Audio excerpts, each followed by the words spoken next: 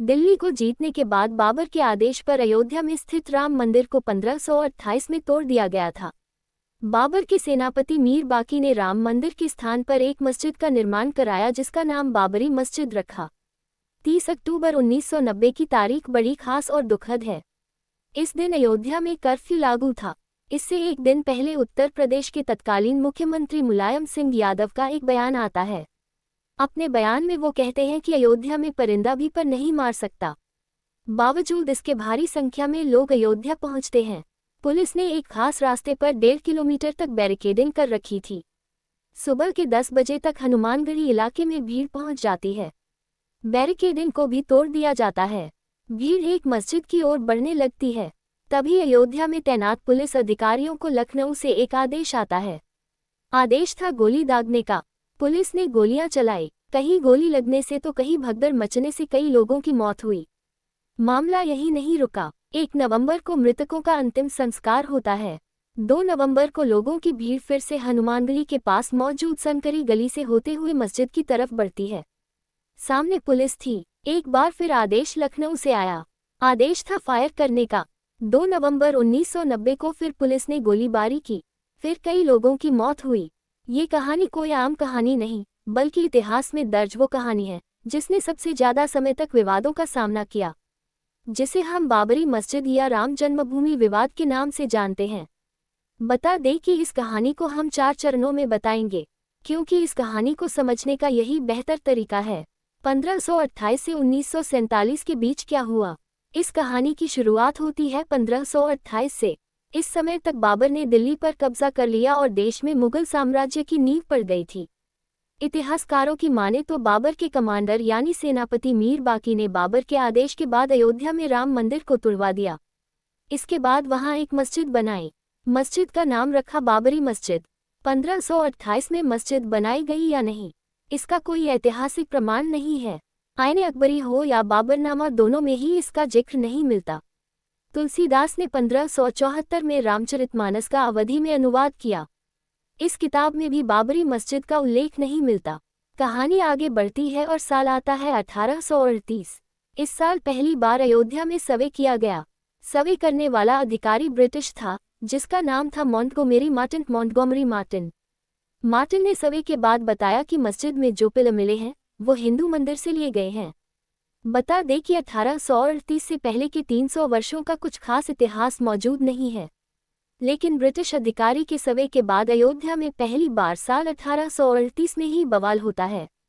हिंदू कहते हैं कि जिस स्थान पर बाबरी मस्जिद है वहां पहले भगवान राम का मंदिर हुआ करता था, जिसे बाबर ने तुड़वा दिया और उस पर मस्जिद का निर्माण करवाया। साल 1853 आता है और पहली बार अयोध्या में दंगा होता है। इसके बाद 1857 में हनुमानगढ़ी के महंत ने मस्जिद के आंगन के पूर्वी हिस्से में एक चबूतरा बनाया। इसी चबूतरे को राम चबूतरा कहा गया। इसी स्थान को राम जन्मभूमि भी कहा गया। विवाद बढ़ा तो इसके विरोध में मौलवी मोहम्मद असगर ने जिला मजिस्ट्रेट के सामने अर्जी लगाई।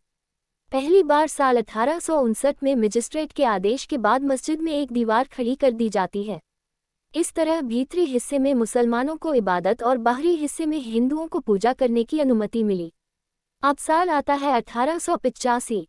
निर्मोही अखाड़ा के महंत रघुवार दास ने राम चबूतरे की कानून हक लेने के लिए कोर्ट में अर्जी डाली। इस जगह उन्होंने मंदिर बनाने को लेकर कोर्ट से मांग की। इस याचिका में चबूतरे वाले स्थान को ही राम जन्मभूमि बताया गया था। ये अर्जी साल 1886 में खारिज कर दी जाती है। अब कहानी सीधा पहुंचती है साल 1934 में। अब सवाल ये उठता है कि 1886-1934 तक क्या हुआ? इस दौरान कई दस्तावेजों ने ये दावा किया कि अयोध्या में कई मंदिरों को तोड़ा गया और उस पर मस्जिदों का निर्माण हुआ, उनमें से एक राम मंदिर भी था।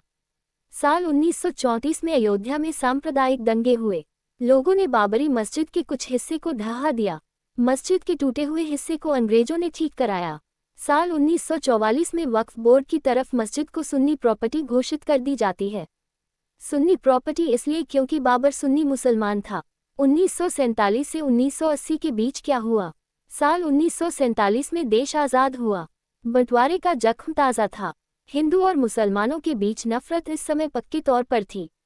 आज़ादी के बाद राम मंदिर की मांग जोर पकड़ती है। दिसंबर 1949 में अयोध्या में 9 दिनों के रामचरितमानस पाठ का आयोजन किया जाता है। इस आयोजन में गोरखनाथ मंदिर के महंत दिग्विजय नाथ भी शामिल थे। 22 और 23 दिसंबर की रात मस्जिद में भगवान राम की मूर्तियां मिलती हैं। आरोप हिंदुओं पर लगता है। कहा गया कि उन्होंने मूर्तियों को विवादित स्थान पर रखा। 23 दिसंबर की सुबह मस्जिद में रामलला की पूजा शुरू हो जाती है। हिंदू वहां पूजा और दर्शन करने पहुंचते हैं तो मुस्लिम वहां विरोध करने पहुंचते हैं। मामला फिर कोर्ट में पहुंचता है। ये वो समय था जब देश में संविधान लागू नहीं हुआ था। संविधान की धर्मनिरपेक्षता अब तक तय नहीं की जा सकी थी। इस दौरान प्रधानमंत्री जवाहरलाल नेहरू ने बयान दिया और कहा कि जो हुआ वह गलत हुआ, किसी भी धार्मिक स्थान को कोई हथिया नहीं सकता। एक किस्सा है नेहरू और उस समय के फैजाबाद के जिलाधिकारी के नायर का। दरअसल नेहरू के नायर को खत लिखते हैं। वो मस्जिद से मूर्ति हटाने और पहले जैसी यथास्थिति बनाने का आदेश देते हैं। के नायर इस आदेश को नकार देते हैं। अपने खत में वो नेहरू को जवाब देते हुए लिखते हैं कि यहाँ स्थिति गंभीर है, दंगे या हिंसा हो सकती है। नायर के खत को पढ़ने के बाद नेहरू फिर एक खत लिखते हैं। ये चिट्ठी नायर के पास 27 दिसंबर 1949 को आती है। नेहरू लिखते हैं, आदेश का पालन किया जाए और यथास्थिति बनाई जाए। इसके जवाब में नायर ने नेहरू को खत लिखकर सुझाव दिया, जिसमें उन्होंने कहा कि इस मामले को अदालत को दे दिया जाए। जब तक अदालत का फैसला नहीं आता तब तक मस्जिद में रखी गई मूर्ति के वहां एक जालीनुमा गेट लगा दी जाए। नेहरू ने इस सुझाव को स्वीकार कर लिया। इसके बाद मामला कोर्ट पहुंचा। 29 दिसंबर 1949 को कोर्ट ने बाबरी मस्जिद को पहली बार विवादित स्थल घोषित किया। इसी के बाद से बाबरी मस्जिद के लिए विवादित ढांचा जैसे शब्दों का प्रयोग होने लगा। कोर्ट के आदेश के बाद मस्जिद के बाहर ताला लग गया। 16 जनवरी 1950 को गोपाल सिंह विषाद सिविल केस फाइल करते हैं। वो कोर्ट से मांग करते हैं कि हिंदुओं को पूजा की अनुमति दी जाए और मूर्तियों को उस जगह से न हटाया जाए, लेकिन कोर्ट ने इस अपील को खारिज कर दिया। साल 1959 में निर्मोही अखाड़ा एक बार फिर पिक्चर में आता है। निर्मोही अखाड़ा कोर्ट पहुंचता है। अखाड़े ने इस बार केवल राम चबूतरे की ही नहीं बल्कि पूरे 2.77 एकड़ जमीन का हक कोर्ट से मांगा। इसके 2 साल बाद सुन्नी वक्फ बोर्ड ने भी कोर्ट में केस दायर किया। वक्फ ने मुस्लिमों का पक्ष रखते हुए केस फाइल किया और कहा कि यहाँ पहले मस्जिद थी और अब भी मस्जिद है। इसके बाद अगले 20-25 साल तक कोर्ट में केस चलता रहा। 1980 से 1990 के बीच क्या हुआ? अब साल आ गया 1980 का। भाजपा जनसंघ से अलग हो गई थी। भाजपा ने खुलकर हिंदू संगठनों और राम मंदिर का समर्थन किया। हिंदू संगठन एक्टिव हो जाते हैं। मांग उठती है कि बाबरी मस्जिद के स्थान पर राम मंदिर का निर्माण किया जाए। साल 1984 में धर्म संसद का दिल्ली में आयोजन किया गया। विश्व हिंदू परिषद (VHP) नेता अशोक सिंघल ने रथ यात्रा निकालने की बात कही, लेकिन इसके 6 महीने बाद ही इंदिरा गांधी की हत्या हो जाती है। रथ यात्रा को टाल दिया गया। इंदिरा की हत्या के बाद राजीव गांधी कमान संभालते हैं और प्रधानमंत्री बनते हैं। राजीव के लिए 2 अहम चुनौतियां थीं। पहली कि राम मंदिर के मुद्दे पर क्या रुख होना चाहिए और दूसरा कि हिंदू संगठनों की लामबंदी पर कंट्रोल कैसे किया जाए। हालांकि इस समय देश में एक घटना घटती है जिसने मंदिर आंदोलन की आग में घी का काम किया। दरअसल इंदौर की रहने वाली शाह बानो के केस में राजीव गांधी ने मुस्लिम वोट बैंक को खुश करने के लिए सुप्रीम कोर्ट के फैसले को पलट दिया। राजीव गांधी ये जानते थे कि उन्हें इस फैसले को बैलेंस करना होगा। इसके बाद राजीव गांधी ने उस समय के यूपी के तत्कालीन मुख्यमंत्री वीर बहादुर सिंह पर दबाव डाला कि बाबरी मस्जिद के ताले को खोल दिया जाए। इसके कुछ ही दिन बाद 1986 में फैजाबाद की अदालत ने बाबरी मस्जिद के ताले को खोलने का आदेश दिया और मंदिर में पूजा करने की भी इजाज़त दे दी। लेकिन सवाल ये भी है, क्या इससे पहले पूजा नहीं होती थी? पूजा जरूर होती थी, लेकिन कोर्ट द्वारा नियुक्त एक पुजारी द्वारा साल में केवल एक बार। ताला खुलने के बाद कोई भी अयोध्या जा सकता था, पूजा कर सकता था, लेकिन नमाज अब भी शुरू नहीं हो सकी थी। ताला खुलने के बाद मुस्लिम पक्ष ने बाबरी मस्जिद एक्शन कमेटी बनाई। ताला खुलने के बाद अब देश भर में रामशिलाओं की पूजा और उन्हें अयोध्या ले जाने की बारी थी। फिर राजीव पर भूमि पूजन के लिए दबाव बनने लगा। वो कन्फ्यूजन में थे, लेकिन एक बार फिर उन्होंने अपने हिंदू वोट बैंक को बचाने का फैसला लिया। ऐसा कहा जाता है कि राजीव इस समस्या के हल के लिए देवराहा बाबा के पास पहुंचे। देवराहा बाबा ने उनसे कहा कि मंदिर बनना चाहिए, शिलान्यास हो जाने दो बच्चा। शिलान्यास का वक्त 9 नवंबर 1989 तय किया गया। इससे पहले देश भर में रामशिलाओं की पूजा हुई। सांप्रदायिक तनाव भी बढ़ा, कई जगहों पर दंगे हुए, सैकड़ों लोग मारे गए। 9 नवंबर को विहिप ने विवादित स्थल के पास राम मंदिर की नींव रख दी और मंदिर निर्माण के लिए अभियान तेज कर दिया। कहते हैं कि यह पहली बार था जब सरकार को आभास हुआ कि बाबरी मस्जिद गिराई जा सकती है। साल 1989 चुनावी साल था। वोट बैंक की राजनीति जोरों पर थी। राजीव गांधी ने अयोध्या से ही अपनी चुनावी रैली की शुरू की, लेकिन इसका उन्हें फायदा नहीं हुआ। 1989 के लोकसभा चुनाव में भाजपा को 85 सीटें मिली। इससे पहले हुए लोकसभा चुनाव में भाजपा के पास केवल 2 ही सीटें थीं। भाजपा ने वीपी सिंह को समर्थन दिया। वीपी सिंह प्रधानमंत्री मंत्री बने। 25 सितंबर 1990 को लालकृष्ण आडवाणी रथयात्रा निकालने की घोषणा करते हैं। रथयात्रा जो सोमनाथ से अयोध्या तक निकाली जानी थी, जिसे 30 अक्टूबर 1990 तक अयोध्या पहुंचना था। नरेंद्र मोदी उस समय गुजरात में रथयात्रा के प्रभारी थे। कारसेवकों को बड़ी संख्या में अयोध्या पहुंचने का आदेश होता है। योजना थी कि 30 अक्टूबर को अयोध्या में पहली कार सेवा की जाएगी। आडवाणी ने रथयात्रा निकाली। इस दौरान देशभर में खूब हिंसा और दंगे हुए, लोग भी मरे। 23 अक्टूबर को आडवाणी की रथयात्रा बिहार के समस्तीपुर पहुंचती है। वीपी सिंह के आदेश पर तत्कालीन बिहार के मुख्यमंत्री लालू प्रसाद यादव ने रथयात्रा को रुकवा दिया। आडवाणी को गिरफ्तार कर लिया गया। गिरफ्तारी की यह जानकारी दिल्ली पहुंची तो अटल बिहारी वाजपेयी ने वीपी सिंह की सरकार से समर्थन वापस खींच लिया। केंद्र की वीपी सिंह की सरकार गिर गई। 30 अक्टूबर 1990 तक देशभर से भारी संख्या में कारसेवक अयोध्या पहुंचते हैं। इस दिन अयोध्या में कर्फ्यू लागू था। तमाम प्रतिबंधों के बावजूद कारसेवकों की भारी भीड़ वहां इकट्ठा होती है। हालात हिंसक बन जाते हैं। कारसेवक मस्जिद पर चढ़कर केसरिया ध्वज फहरा देते हैं। तभी लखनऊ से अयोध्या के पुलिस अधिकारियों को एक फोन आता है। ये फोन था यूपी के तत्कालीन मुख्यमंत्री मुलायम सिंह यादव का। उन्होंने कारसेवकों पर गोली चलाने का आदेश दिया। पुलिस ने आदेश का पालन किया और गोलियां चला दी। कई कारसेवक मरे, कोई गोली से तो कोई भगदड़ की चपेट में आकर। इसके बाद 2 नवंबर 1990 को फिर ऐसी ही घटना होती है।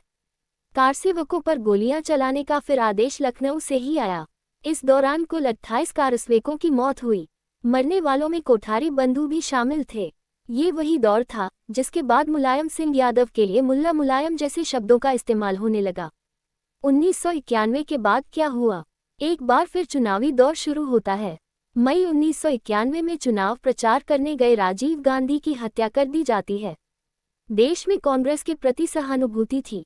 कांग्रेस केंद्र में अधिकार जमाती है। पीवी नरसिम्हा राव प्रधानमंत्री बनते हैं। इसी साल जून में यूपी में चुनाव हुए। भाजपा सरकार बनाती है। कल्याण सिंह मुख्यमंत्री बनते हैं। सरकार बनते ही विवादित स्थल के पास की भूमि एक ट्रस्ट को दे दी जाती है। ट्रस्ट का नाम था जन्मभूमि न्यास। इस जमीन पर पहले कई मंदिर और आश्रम थे। उनके महंतों ने सहमति से न्यास को अपनी भूमि दान की और कहा कि राम मंदिर का निर्माण हो सके, इसलिए ये दान दिया जा रहा है। न्यास इस भूमि पर निर्माण कार्य शुरू कर देती है। इलाहाबाद हाई कोर्ट ने इसमें दखल दिया और निर्माण कार्य पर रोक लगा दी। पीवी नरसिम्हा राव 30 अक्टूबर 1992 को दोनों पक्षों यानी हिंदू और मुस्लिम पक्षों को दिल्ली बुलाते हैं। बातचीत करने के लिए दिल्ली पहुंचे दोनों गुटों के बीच बातचीत का कोई निष्कर्ष नहीं निकलता। इसी दिन वीएचपी के नेता प्रधानमंत्री आवास से निकलकर एक स्थान पर प्राइवेट मीटिंग करते हैं। ऐलान करते हैं कि 6 दिसंबर 1992 को कार सेवा दिवस मनाया जाएगा। देश भर से हिंदुओं को एक बार फिर अयोध्या आने को कहा जाता है। कहते हैं कि 6 दिसंबर की प्लानिंग काफी समय पहले हो चुकी थी। एक बात ये भी सामने आती है कि 6 दिसंबर से पहले 5 दिसंबर को मस्जिद गिराने का रिहर्सल किया गया था। 6 दिसंबर 1992 को अयोध्या में लगभग 2 लाख कारसेवक पहुंच चुके थे। ये कारसेवक मस्जिद की तरफ बढ़ते हैं। भीड़ ने मस्जिद को गिरा दिया। पहला गुंबद 2 बजे तक, दूसरा गुंबद 3:30 बजे तक और तीसरा गुंबद 5 बजे तक गिरा दिया जाता है। वहां रामलला के लिए एक छोटे मंदिर को तैयार किया जाता है। रामलाल उसमें विराजमान होते हैं।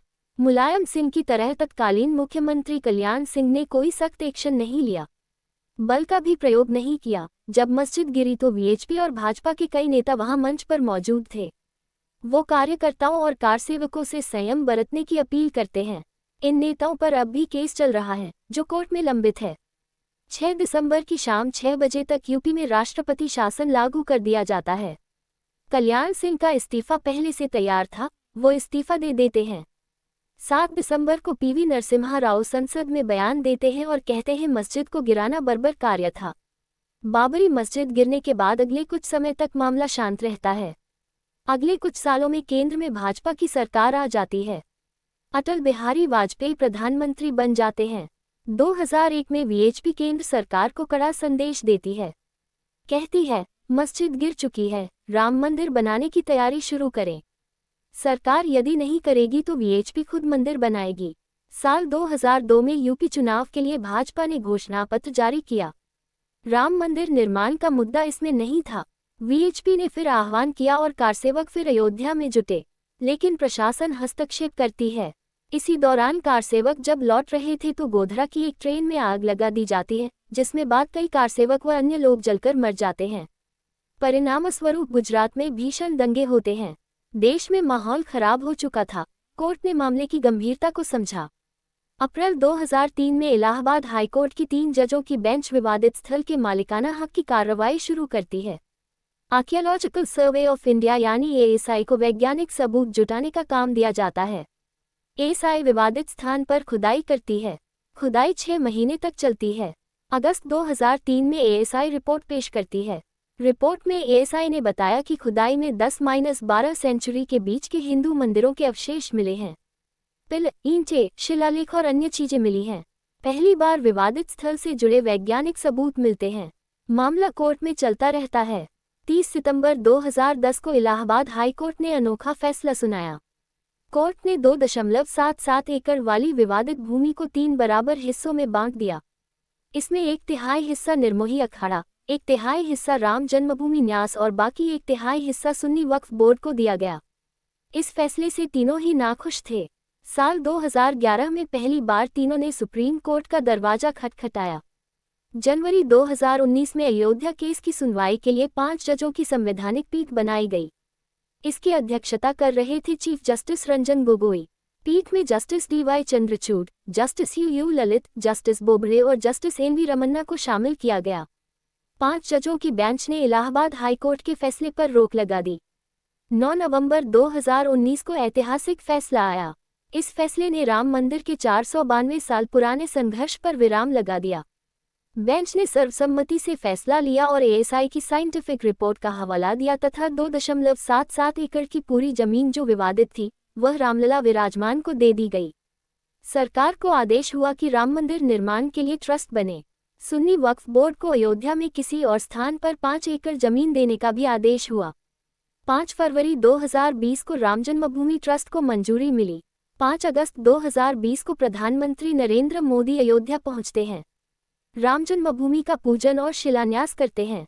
अंत में 22 जनवरी 2024 को रामलला की प्राण प्रतिष्ठा होने वाली है। प्रधानमंत्री नरेंद्र मोदी खुद इस कार्यक्रम में मौजूद रहेंगे। राम जन्मभूमि के संघर्ष की कुछ ऐसी थी 492 साल तक चली कहानी। अब कुछ बयान और तथ्यों पर नजर डालते हैं। इतिहास के पन्नों में एक बात स्पष्ट रूप से दर्ज है कि मुस्लिम, मुगल या कोई अन्य विदेशी आक्रांता रहा हो, जिसने भी भारत पर हमला किया उसने मंदिरों को तुड़वाकर उन स्थानों पर मस्जिदों को निर्माण कराया। डॉक्टर भीमराव अंबेडकर अपनी किताब Pakistan the partition of India में इसका जिक्र करते हैं। इंग्लैंड के ट्रैवलर विलियम फिंच 1611 में अयोध्या में आते हैं। फिंच ने अपनी यात्रा के विवरण में रामचंद्र के महल और उनके घर को ढहाने का जिक्र किया है। वो मस्जिद की बात नहीं लिखते हैं। 1634 में थॉमस हर्बर्ट भी राम के महल का जिक्र करते हैं। 1717 में जयपुर के राजपूत राजा सवाई जयसिंह द्वितीय अयोध्या के मस्जिद के पास जमीन खरीदते हैं। जयपुर सिटी पैलेस में मौजूद दस्तावेज में राम जन्मभूमि के स्थान का जिक्र मिलता है। जोसेफ टिफंटाला 1767 में इंडिया आए। उन्होंने डिस्क्रिप्टो इंडिया किताब लिखा। इस किताब में उन्होंने बताया कि राम के किले को ढहाया गया, जिसे राम का जन्मस्थान कहा जाता है। इसके स्थान पर मस्जिद बनाई गई। 1838 में सर्वे करने वाले ब्रिटिश अधिकारी मॉन्टगोमरी मार्टिन ने लिखा कि मस्जिद के पिलर मंदिर से लिए गए हैं। मशहूर आर्कियोलॉजिस्ट के मोहम्मद 1976-77 में विवादित ढांचे की हुई ऐसी जांच के समय टीम का हिस्सा थे। अपने बयान में वो कहते हैं कि एएसआई के पास इस बात के पर्याप्त सबूत हैं कि बाबरी मस्जिद से पहले वहां एक विशाल मंदिर था। बाबरी मस्जिद से एक शिलालेख भी मिला। इस शिलालेख का अनुवाद केवी रमेश ने किया। इस शिलालेख को विष्णु हरि शिलालेख कहा जाता है। इसके लिए के मोहम्मद कहते हैं कि इस शिलालेख में लिखा है यह मंदिर उस विष्णु को समर्पित है जिसने 10 सिर वाले को मारा है यानी रावण को मारा है, और वो विष्णु जिन्होंने बाली का वध किया यानी कि राम। उन्होंने बताया कि यह शिलालेख 12वीं शताब्दी का है। ये दर्शाता है कि मस्जिद से पहले 12वीं सदी में वहाँ एक मंदिर हुआ करता था। आगे की कथा सुनने के लिए अगला वीडियो जरूर देखें, और यदि आपने अभी तक हमारा चैनल सब्सक्राइब नहीं किया तो जरूर कर लें।